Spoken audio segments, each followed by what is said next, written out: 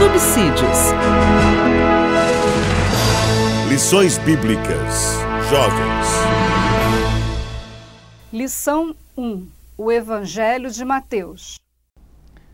A paz do Senhor. Eu sou o pastor Natalino das Neves, pastor auxiliar em Curitiba, congrego no Templo Sede de Curitiba, doutor em teologia, professor e escritor. Sou comentarista das lições bíblicas de jovens.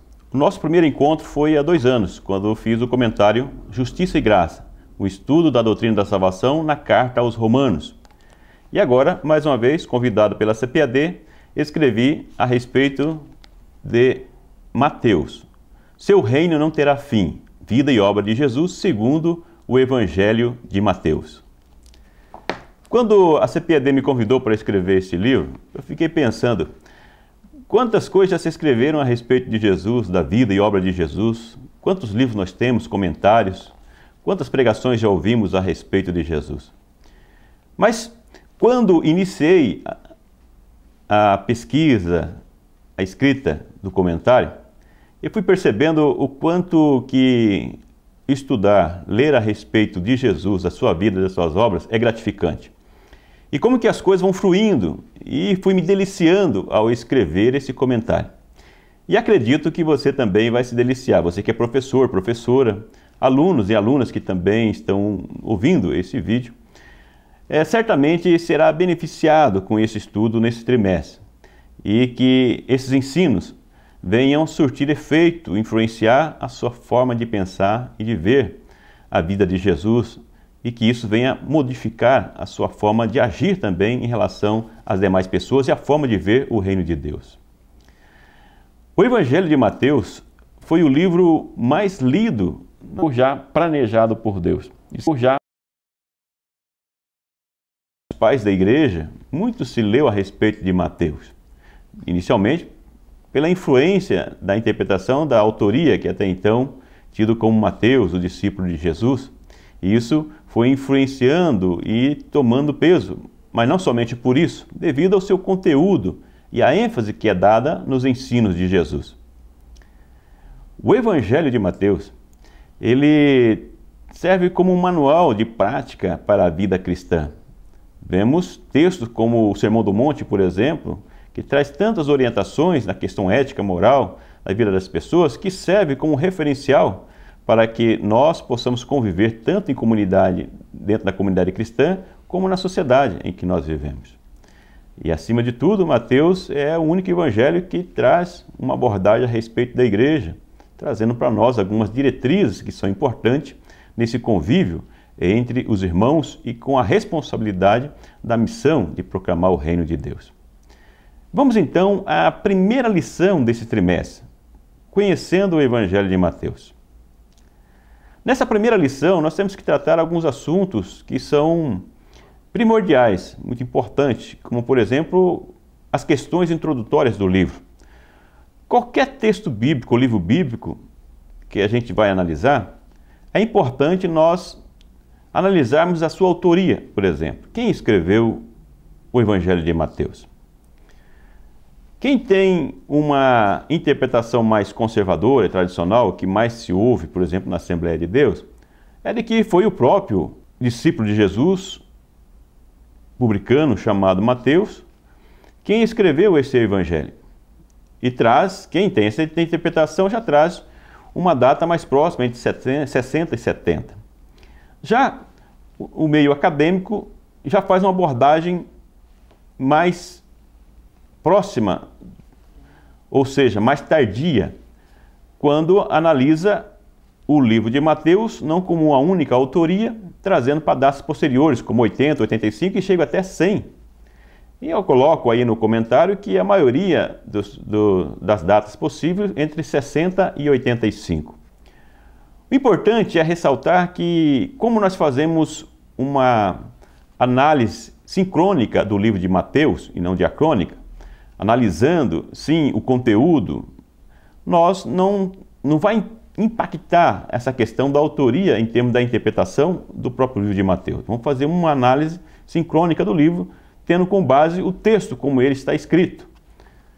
Outra questão é a questão da região. As pessoas questionam aonde foi escrito. Isso também vai depender da questão da autoria. Alguns colocam na Galileia, a questão da Antioquia.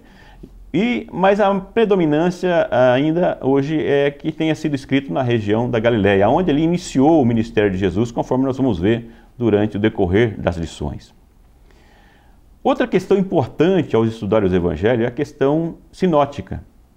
A partir do 18º século, começou-se a fazer uma comparação entre os evangelhos, devido a alguns textos que são similares, que se repetem entre os evangelhos. Se você observar, você vai ver que o evangelho de Marcos, que provavelmente seja o primeiro a ser escrito, isso foi definido ou atribuído a Marcos a partir dessa comparação entre os evangelhos, percebendo que entre Marcos, Mateus e Lucas existem vários textos que são comuns, com alguns detalhes diferentes. Com isso, nós temos aí a teoria da fonte Q, que possivelmente seja escrito, o primeiro livro, parte escrita dos evangelhos, podendo ser o próprio Mateus escrevendo esse texto, e depois nós vemos o texto de Marcos, o evangelho de Marcos sendo escrito, e o próprio evangelho de Mateus e Lucas sendo escrito posteriormente com mais detalhes, ou seja, um anônimo que tenha escrito esse evangelho de Mateus, considerando a fonte principal, mas atualizando sobre algumas interpretações, alguns dados. Isso leva aqui que nós comentamos sobre a data, mas um pouco mais posterior, para o ano de 80, 85. Mas essa similaridade entre os evangelhos é importante, porque nós vamos ver que Mateus e Lucas, por exemplo, eles trazem mais detalhes em algumas questões que Marcos não tem. E quando você vai analisar o evangelho de João, você percebe que existe uma cristologia bem mais desenvolvida, porque foi escrito posteriormente. E não foi usado como base as mesmas fontes de Marcos, Mateus e Lucas, mas são a tradição oral e mais algumas informações que, a partir já de alguns anos do cristianismo, era possível fazer, então, uma interpretação mais aprofundada a respeito da vida e das obras de Jesus. Outra questão importante nas questões introdutórias é a questão da estrutura. O Evangelho de Mateus, se você olhar, tem uma estrutura bem interessante, com a introdução no primeiro e segundo capítulo, e depois vem uma sequência de blocos narrativos intercalados por blocos discursivos. É interessante como isso é colocado nos blocos narrativos, narrando alguns eventos a respeito da vida de Jesus, e depois, na sequência, já vem os blocos discursivos, que vão explicar os ensinos de Jesus, aprimorando e capacitando, em alguns momentos, os discípulos como seus sucessores e também trazendo para nós exemplos para os nossos dias. No meu livro, eu deixo aí um quadro trazendo um esboço dessa estrutura. Na revista, não temos. Você pode dizer, mas por que o senhor não colocou esse quadro também na revista? A revista tem as suas limitações. Nós temos um número certo de caracteres para cada lição e também no total da revista. Por isso nós temos que fazer o resumo do resumo, colocar aqui que realmente é essencial na lição. Mas com o livro de apoio é possível você detalhar um pouco mais. Então eu aconselho. Na realidade, você que é professor, eu vejo como obrigatório você adquirir o livro para você aprofundar nessas questões. Você que é aluno ou aluna que está nos ouvindo, eu aconselho, é aconselhável que você adquira. O bom seria que todas as pessoas que vão estudar, que tenham o livro ao lado também para aprofundar algumas questões. Então você vai poder ver esse quadro e poder detalhar um pouco mais sobre essa estruturação do Evangelho de Mateus. No segundo tópico, vemos sobre a genealogia de Jesus em Mateus. O que é importante nós observarmos na questão da genealogia? Nós vamos perceber que o autor do Evangelho ele tem uma preocupação de demonstrar a messianidade de Jesus e a divindade de Jesus, né, com relação à grande expectativa que existia a respeito do Messias e apresentar Jesus como esse Messias esperado pelo povo de Israel. E aí ele vai trazer a ascendência de Jesus, chegando até Davi, para demonstrar sobre a sua linhagem real e também da promessa desse Messias, que seria descendente de Davi. E também em Mateus nós vemos que essa ascendência chega até Abraão. E aqui nós vemos a questão da universalidade da missão e do evangelho de Jesus. Ou seja, não é um evangelho exclusivo para os judeus, porque apresenta Abraão como a figura da humanidade, não somente como o pai da nação de Israel, como vemos em Romanos, como estudamos quando estudamos esse trimestre sobre Romanos, que em Abraão, o próprio apóstolo Paulo apresenta não como o pai da nação de Israel, mas como o pai de todo aquele que crê. Então apresenta aí a universalidade do evangelho das boas novas do reino dos céus. Outra questão importante que ressalto, que nem sempre é destacada, é a questão da participação das mulheres na genealogia de Jesus. Algumas figuras que chamam a atenção. Por exemplo, Ruth, que faz parte da genealogia de Jesus, que era uma estrangeira, uma moabita, o que para os judeus, para a cultura judaica, não era muito aceitável, ou não era aceitável, melhor dizendo, por causa que eles eram muito nacionalistas e a questão da promessa exclusiva para o povo de Israel. Então é apresentado Ruth, uma moabita.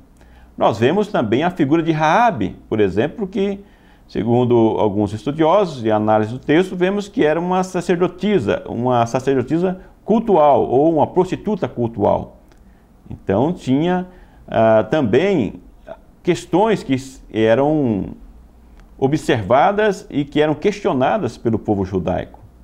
E depois nós vemos também a figura de Tamar na genealogia de Jesus, aquela que seduziu e enganou seu sogro por causa de toda aquela questão do levirato. Então na revista, no livro, aprofundo mais essa questão, tem ali citações bíblicas, procure, leia essas citações bíblicas, para que você possa aprofundar um pouco mais nessas questões e ver sobre essas diferenças culturais, como que pode então ser incluída na genealogia de Jesus essas mulheres com uma moral sendo questionada. Aí tem também Betseba, ou Batseba, conforme queira, na transliteração do hebraico. Aquela mulher ao qual Davi também teve um relacionamento adúltero, também na descendência, na genealogia de Jesus. Então seria questionável. Só o fato das mulheres serem questionadas na genealogia já é um fato importante que destaca diante daquela cultura. Então é para se explorar. E é um momento também de nós trabalharmos sobre a importância da mulher na igreja, a importância que Jesus deu para as mulheres, valorizando nessa sociedade patriarcal que muitas vezes as mulheres são discriminadas, né, são oprimidas por serem do gênero feminino. Destaco também, quando falo da genealogia, a questão da inclusão dos excluídos. Não somente as mulheres foram inclusas. Se nós olharmos no Evangelho de Mateus, também olhando aí a questão já do conteúdo, vamos perceber que Jesus inclui muitas pessoas que eram excluídas. Por exemplo, nas parábolas, nós vemos Jesus incluindo também aqueles que eram considerados desprezíveis para os judeus, como o samaritano, colocando na figura de heróis. Então, só para demonstrar aí que não somente na genealogia, mas no conteúdo, demonstrando essa inclusão daqueles excluídos, como que Deus olha de uma forma diferente do que nós culturalmente olhamos. O segundo tópico da lição, então nós trabalhamos com a teologia de Mateus, abordando alguns pontos que Mateus coloca como importante, abordando teologicamente o conteúdo de todo o Evangelho. Nós vemos aqui falando a respeito do Messias, né? Essa figura do Messias é muito importante, que é destacada por Mateus, e também a chegada do reino dos céus, ou seja, aquele reino que é o reino da justiça, que tanto foi propagada, que seria trazida pelo Messias. Nós vemos Mateus explorando e demonstrando ao longo do Evangelho que esse reino era diferente do que muitos aguardavam, né? Que um reino político, mas trazendo que é um reino de justiça, o qual Jesus vai apresentando. Também temos a questão do termo igreja. É o único evangelho, Mateus é o único evangelho que menciona o termo igreja, eclésia do grego, demonstrando a importância da igreja, da vida em comunidade. Ele aborda questões como diretrizes que devem ser trazidas pela liderança, o papel da liderança, a importância de honrar a liderança, a questão da vida em comunidade, da humildade. Nós vemos que isso é enfatizado dentro dessa questão teológica no Evangelho de Mateus. Outro ponto importante dentro da teologia de Mateus é o uso do Antigo Testamento. Outro ponto importante da teologia de Mateus é a utilização do Antigo Testamento. Você vai observar que no Evangelho de Mateus existem muitas ou várias citações do Antigo Testamento, com a preocupação de demonstrar que a vida e obra de Jesus estava previsto no Antigo Testamento, em especial nos profetas. Então você vai ver que Mateus ele vai fazendo uma releitura de texto do Antigo Testamento para demonstrar em cada evento, cada obra da vida de Jesus, demonstrando que já estava dentro do planejamento de Deus, previsto no Antigo Testamento. Então eu deixo no livro também vários quadros fazendo essa relação do texto do Antigo Testamento com o evento na vida de Jesus. O que nós vimos então nesta lição? Nós vimos as questões introdutórias, a importância de nós entendermos a questão da autoria, a relação sinótica entre os evangelhos de Marcos, Mateus e Lucas, demonstrando as similaridades, mas que alguns textos são mais detalhados, mas que complementam entre si. Nós vimos a questão da genealogia de Jesus, demonstrando a sua messianidade, a ligação com Davi e com Abraão. E também nós vemos ao final a utilização, a teologia de Mateus, utilizando o texto do Antigo Testamento para demonstrar que tudo estava previsto, o que aconteceu na vida e na obra de Jesus. São questões que eu entendo ser importantes ser abordadas para esta primeira lição. Nos vemos no próximo vídeo.